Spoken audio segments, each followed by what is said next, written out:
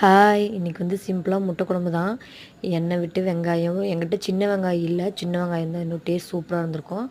சின்ன வெங்காயம் இல்லைன்றதுனால ஒரு பெரிய வெங்காயம், பூண்டு, இஞ்சி, வரமிளகா போட்டு நல்லா வணக்கிட்டு, அப்புறம் தக்காளி போட்டு நல்லா வணக்கின பின்னாடி மஞ்சத்தூள், மல்லித்தூள், மிளகாத்தூள், குழம்பு மிளகாத்தூள், லைட்டாக கரம் மசாலா போட்டுட்டு நல்லா வணக்கி விட்டுட்டு, அதுக்கப்புறம் தேங்காய் போட்டு நல்லா வணக்கி ஆற வச்சிட வேண்டியதான். அப்புறம் சைடில் வந்து முட்டை வச்சு, முட்டையை போட்டு நல்லா வேக வச்சு எடுத்து அதுக்குள்ளே நம்ம வணக்கி வச்சுருந்ததெல்லாம் ஆறிடுச்சு. சரி தாளிப்பு கொடுத்துடலாம்னு சொல்லி எண்ணெய் விட்டு கருவேப்பிலை, வரமிளகா போட்டு நம்ம அரைச்சதை ஊற்றிட்டு ஒரு 5 நிமிஷம் போல் நல்லா எண்ணெயில் கொதிக்க விட்டுக்கலாம்.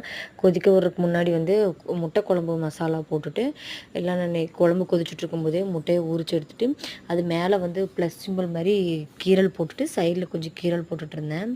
அப்புறம் சரின்னு சொல்லிட்டு குழம்பு நல்லா கொதிச்ச பின்னாடி வேணுன்ற அளவுக்கு தண்ணி ஊற்றிட்டு நம்ம முட்டையை போட்டு ஒரு 5 நிமிஷம் கொதிக்க வச்சோன்னா முட்டை குழம்பு சூப்பராக ரெடி ஆகிடுச்சு. கொத்தமல்லி போட்டு இறக்கிடலாம். நம்ம சேனலை லைக் பண்ணி சப்ஸ்கிரைப் பண்ணிடுங்க.